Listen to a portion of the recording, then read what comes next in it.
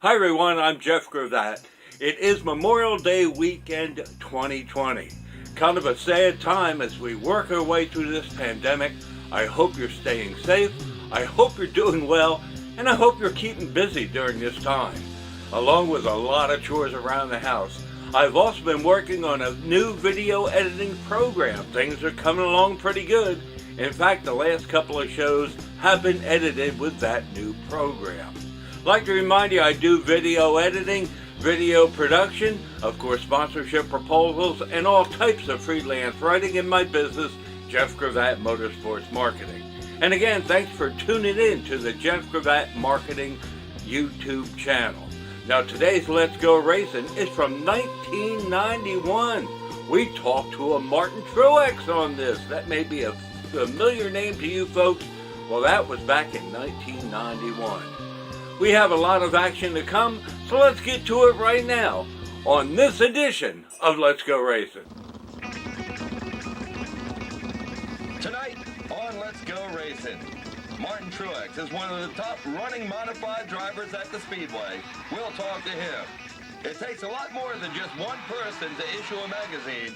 We'll talk to Wall Review editor-publisher Steve Barrick. And we'll have all the highlights of 6 main events from August 10th and much, much more right after this.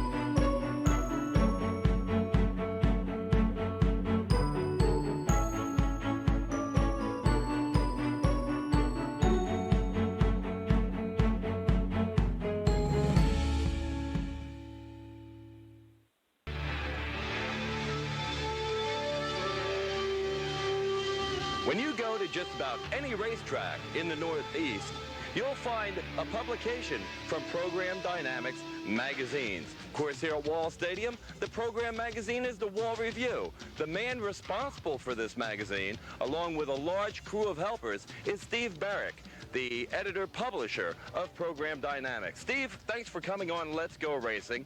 Let's go way back. Were you first a race fan or a magazine publisher before you got going here with the Wall Review? No, Jeff, I was actually first a race fan. I went to Flemington Speedway when I was just a kid, and as a matter of fact, we used to spend some time at Wall Stadium every year, too. We used to vacation at Manasquan, and I've seen a couple of races here every year since about 1959, I guess. Now, when you got involved in the Program magazine business, how'd you get started? Somebody need a program, you decided you were the man, were you a writer beforehand? Exactly how'd you get into business?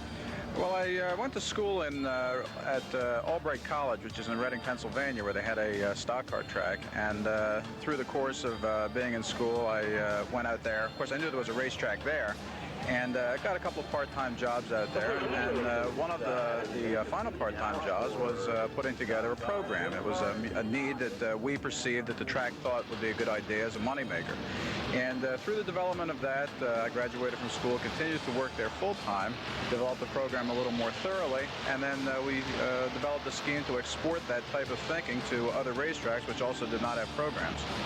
Now, of course, it's really grown. Not only do you do the program here at Wall Stadium, but several other tracks. How many other tracks do you serve with Program magazines? Well, it varies from year to year, Jeff. This year we're doing 9. We tend to keep tracks once we have them, and over the course of time, there have been a couple that we've lost and some that we've acquired. This year we moved into the South for the first time. So in 1991, for the first year, we'll actually be doing 9 weekly programs, and it's about as many as we can really do, to be honest with you.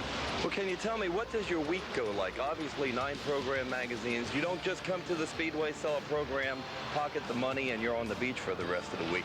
Kind of what does your week go like? Well, I wish it were that easy, but if it were that easy, I guess there'd be a lot of other people that would be doing it. A typical week for us basically consists of starting on putting the next week's program together on Friday. And then on Saturday and Sunday and Monday, we begin to get the materials in from the races that are run on Friday, Saturday, and Sunday, respectively. We put everything together on Monday and Tuesday, put the finishing touches on everything Tuesday afternoon, and ship to our printer, because we don't actually do our own printing. Everything is out of our office by a Tuesday afternoon or Tuesday night at the latest. Then we start making preparations again on Wednesday and Thursday for the ensuing week. So it's pretty much 7 days a week throughout the spring, summer, and fall. Now, I know you talk about you have a large band of people at your office that work during the week to put these programs out. I guess the most important, as you've mentioned to me before, your wife. Tell us about her involvement. Well, my wife Pam had never been to a race. She'd been to a couple of horse shows, I think, before we actually got together. And she is a vice president in the truest sense of the term. It's a mutual involvement in every aspect of things. She, in fact, tonight, while I'm here at Wall Stadium, is at Flemington Speedway doing the same thing that I'm doing here tonight. And it's just something that we've kind of grown together as our business has grown. In fact, I had known her, I guess, about 6 months before we started it. And a lot of the precepts and a lot of the principles of what we have done actually came out of our association before we ever got started. Well, there you have it. Steve Barrick and his troop of hard-working people are in charge of keeping the history here at Wall Stadium each and every week. A brand new program magazine. And, of course, all the fans here at the Speedway make sure they pick up their copy to keep track of the racing action at Wall Stadium. Well, the fans will be in here picking up their copies of the programs, ready to enjoy the races tonight. Tom Krause has sat down with one of them now. Let's go downstairs, talk with Tom Krause and the fan in the stands. Thank you, Jeff, and hello, everybody. We're back here in the stands of Wall Stadium, and joining me tonight is my guest, Earl Krause from East Brunswick. How you doing, Earl, and what brings you out here to Wall Stadium? Well, Tom, it's a pleasure to be here tonight. I'm a motorsports writer for the Woodbridge News Tribune and also the Area Auto Racing News, as well as for Steve Barrack's Program Dynamics Wall Stadium program. So I come to Wall Stadium quite often to cover the action, and I tell you, I love coming here because this is one of the very first tracks I went to as a youngster back in 1960. Evidently, you get to a lot of tracks in the area and around the Northeast. Do you enjoy going to the races as a fan, or is it a job? I'll tell you, it's a job for me now, but I enjoy it as a fan. So it's kind of a combination of the two. It's kind of nice being paid for your hobby, as it were. And I'd be here even if, I was just a fan, because I love the auto races. Well, since you know so much about the races, tell us some of your experiences and some of your favorite drivers. Well, the very first race that I saw here at Wall Stadium was in the summer of 1960. And I remember quite well Tommy Elliott, who drove for Joe Race, car number 41, was the winner that night. And some of the drivers that ran with Tommy that evening were Joe Kelly in the XL1, Bill Chevalier with the 2 Junior, Pete Frazee in the 68, Parker Bone in the 659. All the legends of Wall Stadium were here, and I always remember that. How about nowadays, Earl? Any drivers impress you with their style? Well, I'll tell you, a driver who is, actually there's 2 of them who I've seen for many years here at Wall Stadium and other tracks throughout the Northeast, Tony Siscone and Gil Hearn. I can recall when Tony first started back about 18 years ago at the old Atlantic City Speedway, and I've seen him progress into one of the finest drivers ever. And Gil Hearn, I recall seeing him when I was a youngster. I remember Gil racing here at Wall Stadium and also on the area dirt tracks. And like fine wine, Gil Hearn just gets better and better every year. With this new track pavement here, have you seen an improvement in the racing? Absolutely. This new pavement they have here is beautiful. It's made for some super side-by-side racing. And, I've been to Wall Stadium now for almost 30 years, and the racing has always been great, and this new pavement just has made it so much better. It's good to put the racing back into it. I know that you're involved with the TQ midgets and such. Do you enjoy watching them out here on this new paved oval? Yes, I do. The TQ midgets, matter of fact, the drivers of the club, the American Three-Quarter Midget Racing Association, they love running here at Wall Stadium. They always have. And they've come here for the very first race of the season in April, and they love this new surface. And this is an ideal track for the TQ midgets. Well, we hope to bring them back here soon for all the fans. Thank you, Earl, for being my guest tonight. And folks, we'll be looking forward to seeing you out here once again next week. But for now, we're going to take a short break, and then we'll be right back with more from Jeff and Let's Go Racing.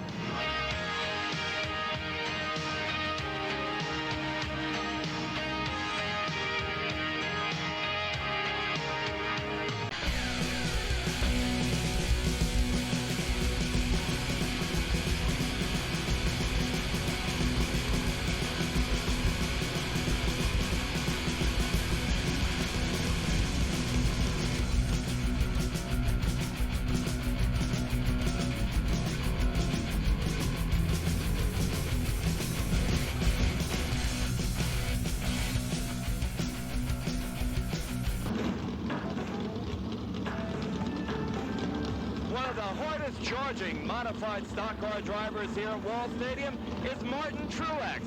He's won the Garden State Classic, he's won the Turkey Derby, and right now he's in the thick of a battle for a modified championship. Martin, thanks for coming on Let's Go Racing with us. Let's go way back. How did you get started in auto racing? I started out coming here with my uncle's watch when I was 8, 10 years old. And then when I got old enough to race, I started like 18. I raced a year or two at Atlantic City, and then I quit, got married, raised a family, started a business, and then got back into it later. Well, you're one of the hardest charging drivers here at Wall Stadium in the modified division. You're also a sportsman champion here, I believe, in 1985. You also had a very special debut in the modified division. Why don't you tell us about that night? Well, it was a night where we were heading the points pretty good. It was probably 3 to 6 weeks probably from the end of the year. So Jerry, which was driving the 59 then, went to Stafford to a race. So I took a shot at driving the modified that night and just won both features. It was just a good night. Had to be one of your most memorable nights. It was a Labor Day, if I remember. Twin 35, your first time ever racing a modified, and you won both features. Had to be exciting. Now we move up to this year. You're excited too. You've got a new sponsor. You say that could help you win the championship. Tell us about your new sponsor and all the sponsors on the 59. Well, I'm real happy to have Napa with us now. It's something that we needed. You know, it's hard to do it on your own. I mean, we're doing the best we can without a sponsor. Then they came along. I think they gave us what we needed. Now, I understand, too, along with the modified, you've got a Grand National North car that you're just ready to go racing with a little bit more sponsorship. Right. Well, that's what I'm hoping to do next. There's nothing final on that yet, but I'm working on something, and I hope it comes through. As you mentioned, it does take a lot of money to run these race cars. It takes a lot of help, too. Tell us about your crew members. Well, I got Kevin Kramer, Jimmy Ridgway. Them guys have been with me about probably 6 years. I think I got two of the best here. You know, they do a great job. I mean, the car shows, you know, the job that they can do. And, you know, the whole thing is having the money to do it right. And with Napa, I think we can do it. Now, you talked about your crew. You've also mentioned me many times. Your wife, your children, great supporters of yours. Tell us about them. Well, yeah, they like it. They come each week. You know, it gets hard at times. You know what racing is. She supported of me going into the push car, you know.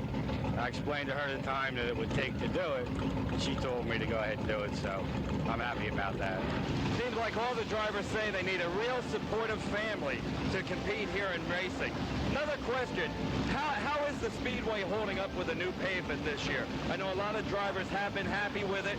We're just past halfway in the season. How is the new pavement reacting out there with the race cars? Well, I think it's been great. I think they've done a great job here. I mean, we run the 200 lapper here a couple weeks back. At the end of the night, our tires looked like they had 30 laps on them. And I think they've done a great job here. Now, you're in the thick of the point race. We're in the second half of the season. Are you worried about the points now? Any special strategy you'll use to drive in the modified division? No, not really. You know, when you start looking at the points, it can affect your driving ability. I mean, you won't take the shots that are available to you. I don't really want to think about them. I would like to win it, but I don't want to think about them on a one-night basis. You know what I'm saying? What's your main goal each and every Saturday night when you come here to the Speedway? To do the best I can do and win. Well, there you have it. Martin Truex, always looking for a feature win here at Wall Stadium. Later on the show, he hopes to be the man talking to me again after a win in the modified main event. There's been a lot of race car drivers here at Wall Stadium. Great heroes like Martin Truex. Harry Hurley visits with another one now. Harry, let's talk to another racing legend. Thank you, Jeff. Tonight, ladies and gentlemen, my guest is Charlie Kramer, Jr., one of the true racing legends from the Jersey Shore. Charlie raced at Wall Stadium from 1964 to 1988, and he drove for his father, the late Charlie Kramer. Charlie Kramer, Jr., welcome to TV 34. Thank you very much. Charlie, tell me, what was your first interest in racing, and how did you get started in racing? Well, basically, my father was in the racing when I was growing up. He had a race car since about 1948, and I was working on the car like when I was 8, 9, 10 years old, and sort of got involved in it that way. And I wanted to drive when I was 18, but my father wouldn't let me until I was 21, so I had to hang around until I was 21. And then when I got 21, he didn't want to let me drive even at that time, so I sort of said I'd have to drive for somebody else, and then he agreed to let me drive his car. Well, tell me, did your first races, were they at Wall Stadium, Charlie? Yeah, my first race was at Wall Stadium, but basically I warmed his race car up at different places like Vineland and Old Bridge and Wall Stadium. Well, let's see if my memory serves me correct. You had 50 modified wins here at Wall Stadium through the years. Is that correct? I think that's right. I don't really keep that close a count on it. And you were modified champ, what, about six different times here at Wall? I think 4. 4 times, that's quite an achievement. I know the name Charlie Kramer is well known here at Wall Stadium. And you raced, what, Pro 4s here one time too, didn't you? 2 or 3 years ago we ran the Pro 4 for Bob Serpentelli, sitting pretty car. And tell me, we'd like to see, of all the races you've raced, what would you say your first win? What do you remember about that? Anything memorable about that, Charlie? The first, your racing took about 3 years to get acclimated to running good enough to win, and took 3 years to win. And I remember, you work your way from the back to the front, and on the last lap, Pete Frazee and I were like side by side, door handle to door handle, going for the checker. So you remember that kind of a thing. Who would you say your toughest competitor was through the years? There was a lot of tough, the old timers like Tony Battle, Parker Bone, Joe Kelly, and Pete Frazee, Bill Chevalier. They were very, very tough. They ran your doors right off when you had to get by them. Do you think your racing days are over? Only if I want them to be. Well, we sure hope you're going to come back. I guess your wife's been behind you all these years. Is that correct? Most of the drivers I talk to, they say their wives were behind 100%. On and off constantly. On and off constantly. Hey, Charlie Kramer Jr., thank you very much for being my guest tonight on Let's Go Racing. And thank you very much, ladies and gentlemen, and be the good Lord's willing. We'll see you all next week. And now back to Jeff. On Tuesday, August 6th, the racing world was saddened when famous car owner Matthew "Matty" McMahon passed away at the age of 71. Matty McMahon was a longtime feature here at the Speedway, and he was most famous for his purple number 4 race cars. Of course, there were coupe-bodied cars, but the most famous, most remembered, is the purple 4 sedan. Tommy Elliott was Matty McMahon's main driver, and Tommy Elliott won the majority of his 50 main events here at the Speedway. Surviving Matty McMahon are his wife Ann and 2 daughters. Our sympathies go to the family and friends of Matty McMahon, dead at 71.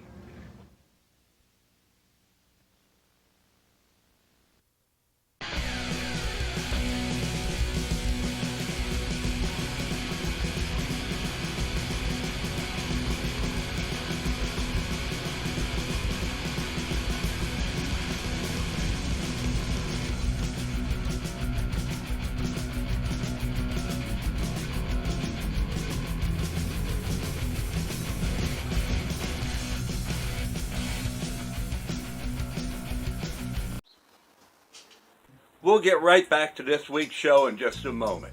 Just wanted to remind you once again, now is a great time to support those sponsors who support our sport. Many have been closed. Many have been open on a limited basis. Now's a great time to support them. Now, if your race team wants to support your sponsor with a brief ad here on Let's Go Racing, give me a call at 732-278-3399. 732-278-3399. You can have an ad on Let's Go Racing. A ton of people are watching every week. The numbers keep going up. Why don't you take advantage of that? Now let's get back to our show, Let's Go Racing, here on the Jeff Gravatt Marketing channel. In the rain postponed, Garrison Auto Supply 25-lapper Mike Baradesco was the early leader in the number 03 before the caution lights winked on in the first lap for Jim Vogt, who tagged the fourth turn fence in the number 63. When action resumed, defending champion Jeff Carpenter in the 82 jumped to the lead with current point leader Ray Gastello in the 69 in tow. The race was then stopped on the sixth lap with Baradesco's 03 and Jerry Reeves' number 88 tangled and slammed the turn 2 fence. Although Baradesco's 03 erupted into flames momentarily, no injuries were reported. Once back to action, Gastello's 69 took command after a side-by-side battle with Carpenter's 82. John Ruggiero was on a roll in this one, however, as he raced his red number 44 from 11th to move into second. Gastello and Ruggiero battled for several laps before Ruggiero's chem truck number 44 finally took command and raced home for the win. Gastello and Carpenter crossed the finish line second and third, with Harry Havens in the 75 fourth and Rich Ely's number 5 fifth. Modern stock winner John Ruggiero, you raced from 11th, caught leader Ray Gastello to take the win. Tell us how you made it through the pack. Well, there was an accident earlier and I got spun out and crashed up, and when they refollowed, I started up around 8th, and the traffic wasn't bad, and getting up to the front, I had to battle with Carpenter, and he gave me enough room to get by, and Gastello, he was fair also, and just wasn't running as well, and maybe next time be his chance.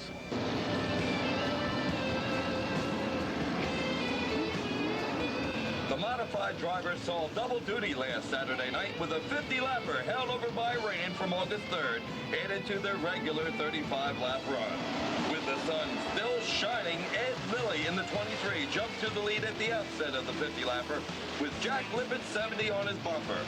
Lippett challenged Lilly until lap 7 when he rubbed the backstretch fence with his right side tires as he struggled to get by. The contact forced a flat tire on the Lippett 70, which caused him to lose control and tag the third turn fence. When action resumed, Harry Reid in the Sunoco Racing Fuel 55 was Lilly's challenger. The duo struggled until the 23rd circuit when they tangled and spun in turn 2, handing the top spot over to Tony Siscone in the 14. From then on, Siscone, who had started 9th, dominated the contest on his way to the 6th victory of the season. Current point leader Gil Hearn was the runner-up in the red number 12, with Ken Woolley Jr. in the 43rd, Martin Truex in the Manahawkin Automotive 59 4th, and Harold Dauncey in the Riches Auto Body number 3 5th.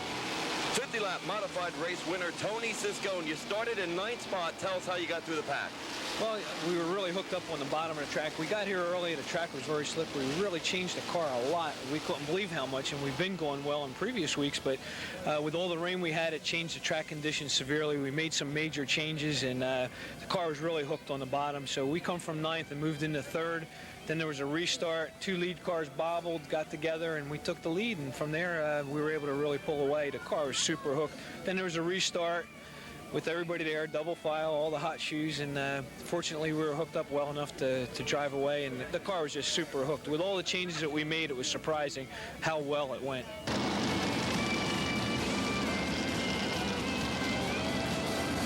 Ken Woolley's Black Bel Ray Peterson's Riviera in number 40 was the best of the 23-car starting field in the 35-lap modified race. Lilly was again the leader at the outset, but soon replaced by Harold Dauncey's number 3. Woolley, who started 7th, wasted little time getting to the front and overhauled Dauncey on a lap 3 restart. From then on, it was all Woolley as the top runner, although he felt the heat of eventual runner-up John Blewett Jr. in the 76 during the closing lap. In a wild front stretch scramble on the final lap that included the lap number 6 of Rick Senzik, Jamie Tomeno in the U2 placed 3rd, with Hearn's 12 4th and Siscone's 14 5th. Modified winner Ken Woolley Jr., you had a good night. 3rd in the first feature, you won the second feature. Tell us how you got to the front in that win. Well, we started 7th, and there was a couple accidents at the beginning. Got a couple good holes, so we ended up 2nd for the last restart. How about that battle with Harold Dauncey where you made the pass? Started on the restart, and I got on the outside and just went and just hoped for the best, and I got the car run good tonight, so.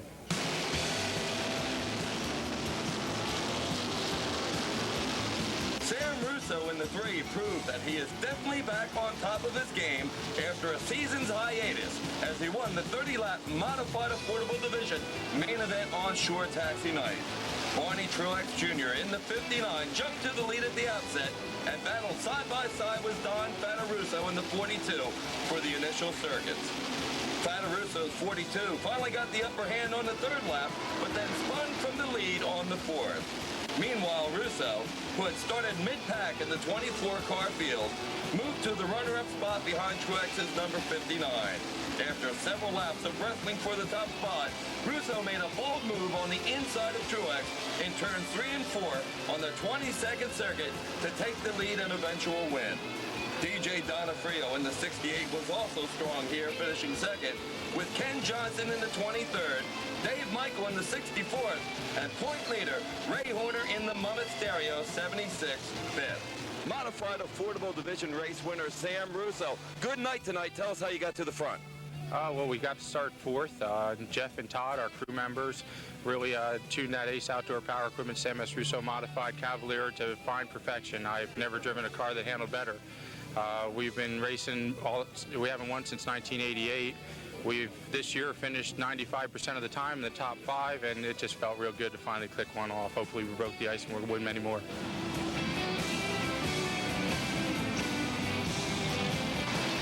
The regularly scheduled short taxi modern stock 25-lapper saw Jeff Carpenter in the 82 get his revenge. After starting 6th, Carpenter quickly moved to 2nd to challenge the early leader Jim Willis in the 62. After a battle that lasted several laps, Carpenter took command and raced his A&L tire number 82 home for the win. John Ruggiero in the 44 was a hard charging 2nd here, while Willis was 3rd, Kenny Walsh in the black number 3 was 4th, and Skip Hardgraff in the yellow 30 was 5th. Modern stock winner Jeff Carpenter. You started back in the 6th spot. You had to battle your way through the pack. Tell us about that. Well, the A&L tire car run good tonight. The first feature we had a little problem. I wasn't as fast as I was in the second one, so I had to let the guys go so I could take 3rd spot. The second feature seemed to run a lot better. A lot of it was on the start. I didn't think we'd have that good of a starting position with the cars in front of me, but things seemed to work with us. I got behind the 62. I passed him on about lap 12. He seemed to, hold up the Reg. Reg is tough this year. We seemed to get out where we had to be by ourselves. Everything was okay until the last lap when the white flag came out and the yellow.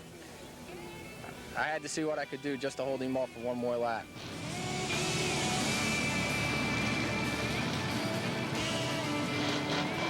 The final main event of last Saturday night, the 20-lapper for the street stocks, was also a thriller.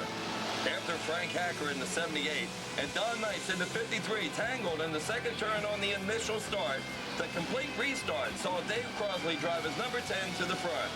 Soon Carl Thomas in the 11 was up the 2nd spot and challenging. This duo battled for several circuits until Thomas finally drove by, but the race was far from over here. George Pizet in the 74 brought out a caution when his car threw a wheel on the 11th lap.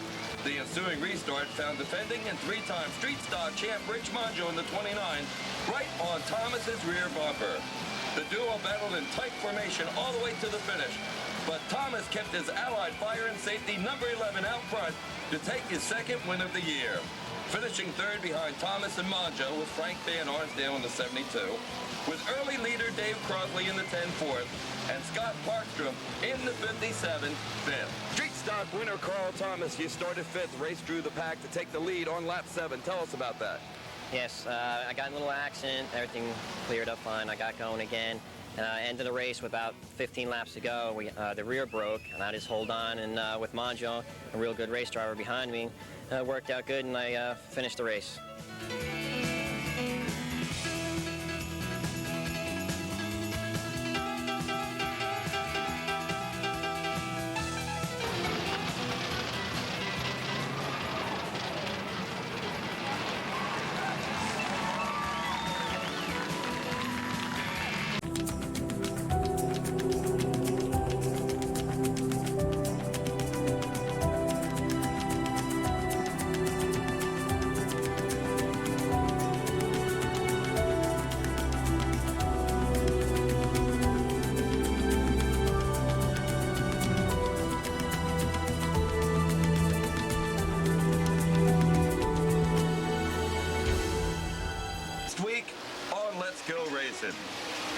generations of stock cars kick off the second half of the 1991 season.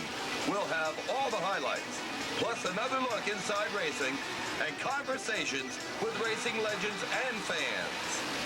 I'm Jeff Gravatt. Thanks for watching. We'll see you next week for more of Let's Go Racing.